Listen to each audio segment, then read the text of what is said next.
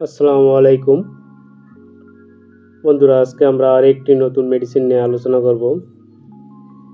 Dexpotent plus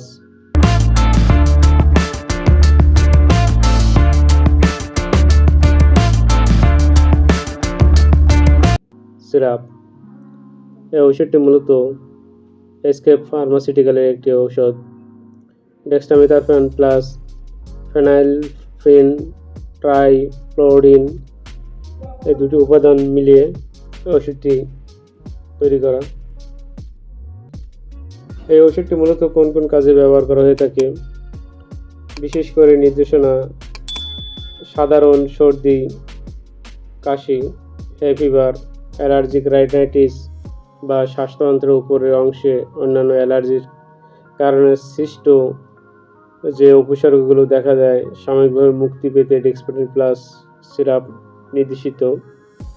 তার মধ্যে রয়েছে গলা ব্যথা বা গলা বা শ্বাসনালীর সামান্য অস্বস্তিকর কারণে কাশি, নাক দিয়ে পানি পড়া, হাঁচি, নাক বা গলা চুলকানো, চুলকানিযুক্ত জল ভরা চোখ, নাক বন্ধ হয়ে যাওয়া, নাকের পথে ফোলা ভাব কমায়।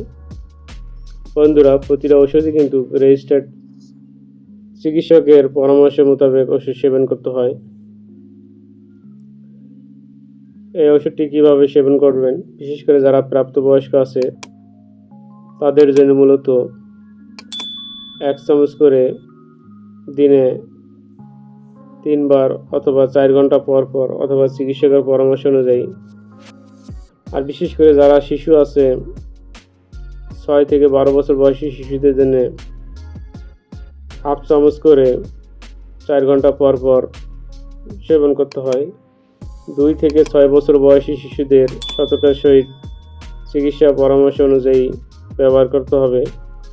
2 বছরের কম বয়সী শিশুদের ক্ষেত্রে ওষুধটি ব্যবহার করা যাবে না। এখন আমরা আরও কিছুটা ধারণা দেওয়ার চেষ্টা করব যে এই ওষুধটি মূলত গর্ভাবস্থা এবং স্তনদানকালে ব্যবহার করা যাবে কিনা। গর্ভাবস্থায় স্তনদানকালে অন্যান্য যে কোনো ঔষধের মতোই গর্ভাবস্থায় স্তনদানকালে ওষুধটি ব্যবহার এড়িয়ে চলাই শ্রেয়।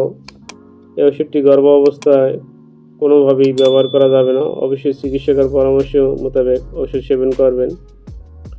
বন্ধুরা, যদি আমাদের চ্যানেল নতুন হয়ে থাকেন অবশ্যই চ্যানেলটা সাবস্ক্রাইব করে পাশে থাকা বেল আইকনটা অল নোটিফিকেশন বার দিয়ে রাখবেন।